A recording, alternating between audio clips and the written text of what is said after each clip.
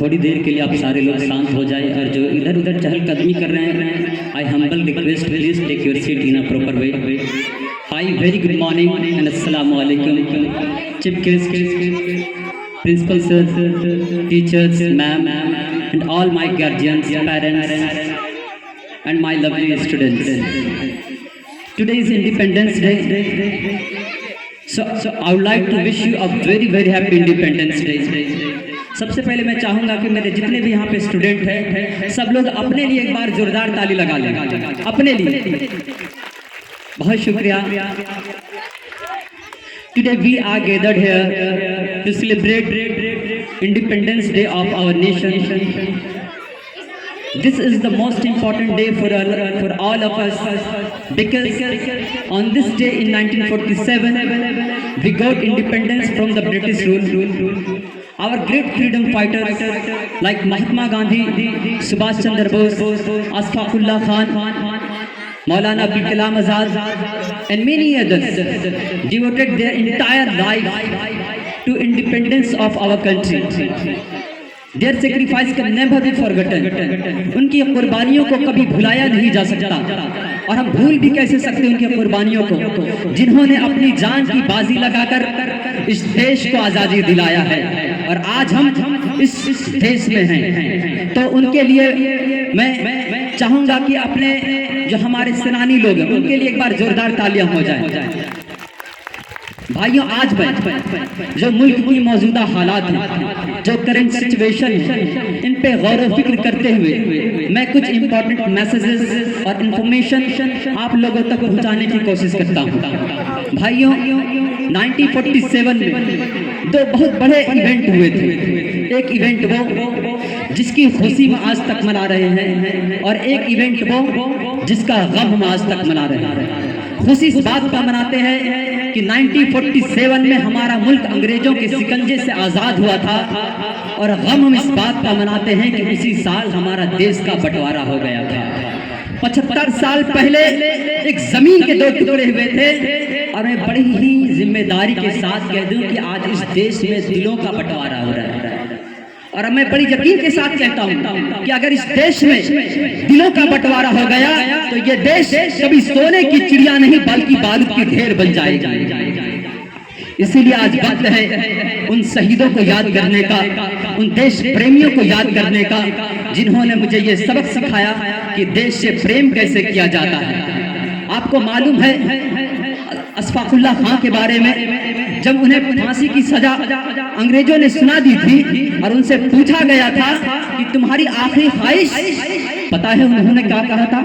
अगर हम लोग रहते तो शायद कुछ और कहते, लेकिन उन्होंने कहा था कि कोई आरज़ू तो नहीं, बस आरज़ू यह है कोई रखते आके वतन कफन में। ये उनकी आखिरी ख्वाहिश थी, ये होती है देश की मोहब्बत। अरे हम कैसे भूल सकते मौलाना आजाद की पुकार को, नारे को, जिन्होंने आज़ादी के वक्त लगाई थी। जब इंडिया और पाकिस्तान का डिवीजन हुआ था, बंटवारा हुआ था, लोग हिंदुस्तान को छोड़ के पाकिस्तान की तरफ रवा दवा थे।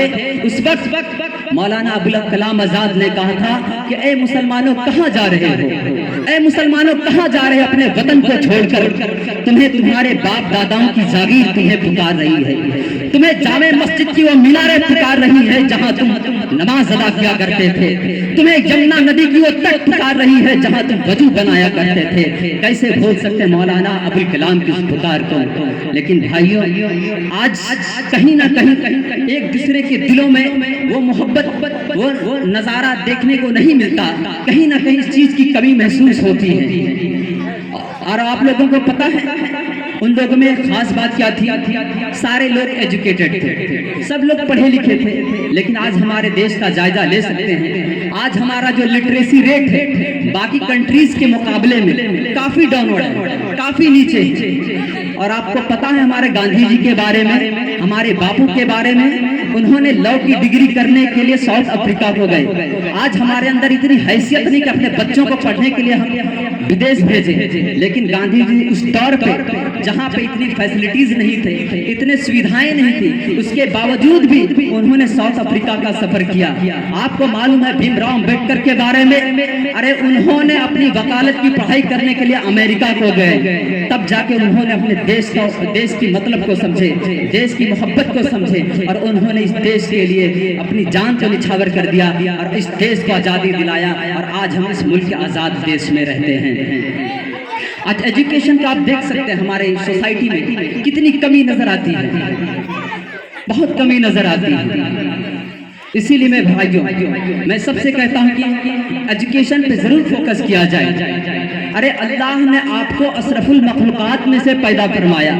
यहाँ बहुत सारे लोग हैं, चाहे किसी भी धर्म के आप ग्रंथ उठा के देख लें, किसी भी पुस्तक को उठा के देख लें, किसी भी मजहब, किसी भी धर्म के, सब धर्म की पुस्तकें कहीं ना कहीं यही कहती हुई नजर आती है कि एजुकेशन को प्रमोट किया जाए, एजुकेशन को बहुत इंपॉर्टेंट समझा जाए। और यहाँ पे जो मोस्ट ऑफ द पीपल है who is present here, I think most of the people जो है वो मुस्लिम है। तो मुस्लिमों के हवाले से मैं कहता हूँ कि कुरान की जो पहली वर्स है, पहली आयत, the first verse of the Quran जो है वो इक़रा बिस्मी रब्बिकल लज़ी है, और इसकी जो पहली हर्फ है वो इक़रा से शुरू होती है। You know what is the meaning of Iqra?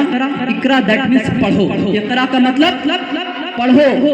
तो जो मजहब, जो धर्म अपनी पहली आयत से ये पैगाम दे रहा है कि पढ़ो, आज उसका मानने वाले का हालात आप देख सकते हैं किस कदर नीचे। आप अपने गली मोहल्ले में जायजा ले सकते हैं कि कितने लोग ग्रेजुएट हैं, बहुत ही कम। अरे कुरान में बहुत सारी ऐसी आयत आई हैं जिससे इल्म के बारे में काफी बात की गई है। आपको आका की हदीस मालूम होगा कि उन्होंने कहा था कि अगर तुझे इल्म हासिल के लिए चीन जाना पड़े तो तुम चीन का सफर करो, लेकिन इल्म हासिल करो। लेकिन आज देख सकते हैं हम लोग इल्म से कोसों दूर नजर आते हैं। अल्लाह ने कुरान में जैतून की कसमें खाकर कहा है कि मैंने इंसान को अशरफुल मखलूकात में से पैदा फरमाया है, सबसे अव्वल, सबसे बेहतरीन, सबसे सुपीरियर, सबसे माइंड ब्लोइंग, सबसे ज्यादा सेंसिबल अगर कोई है तो वो है इंसान। और है भी, इसमें हम लोगों को यकीन भी करना चाहिए, है भी यकीन, तभी जाके तो इंसानों ने फजा में परिंदों को उड़ता हुआ देखा तो एरोप्लेन की शक्ल में इख्तियार कर दिया, दरिया में मछली को तैरता हुआ देखा तो कश्ती बना दिया। ये होती है इंसान। इसीलिए इंसानों को अशरफुल मखलूकात में से पैदा फरमाया गया है।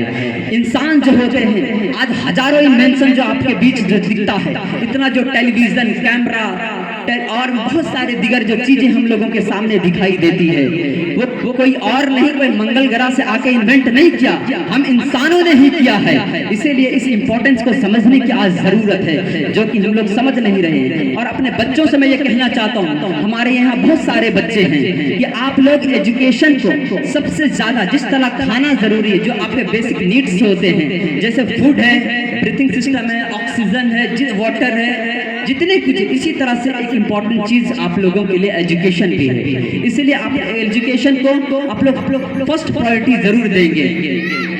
आपको पता है, आपको कीमती बनने के लिए आपको चोट खाना पड़ सकता है, आपको दर्द बर्दाश्त करना पड़ सकता है।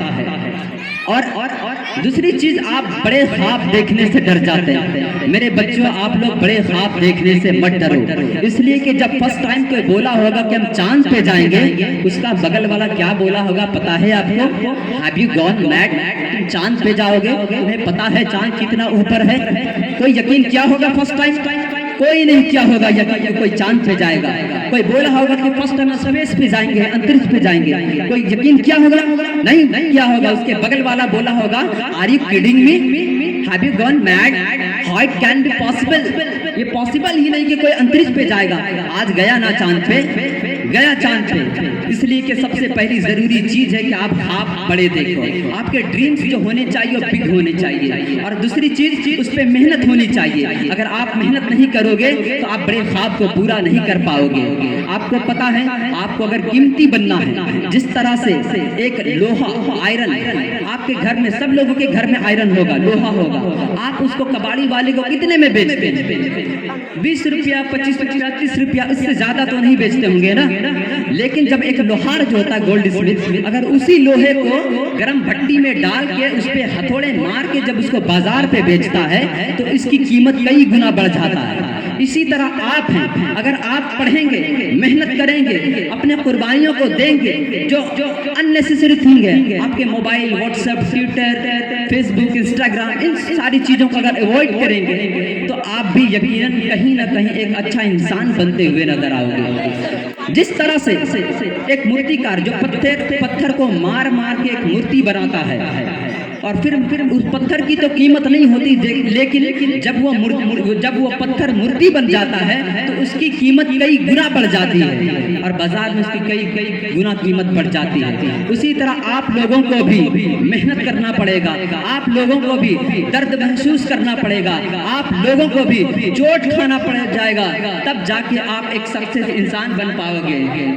यहाँ पे बहुत सारे लोग हैं, वक्त इस बात की इजाजत नहीं देता कि मैं बहुत कुछ बोल जाऊँ। मैं बस एक उम्मीद रखता हूँ आप सारे स्टूडेंट से कि आप लोग का जो करियर होगा, गोल होगा, एक बेहतरीन होगा। इसी के साथ अपने मैं गुफ्तगू को यहीं पे खत्म करता हूँ। जय हिंद, जय भारत, जय झारखंड, खुदा हाफिज।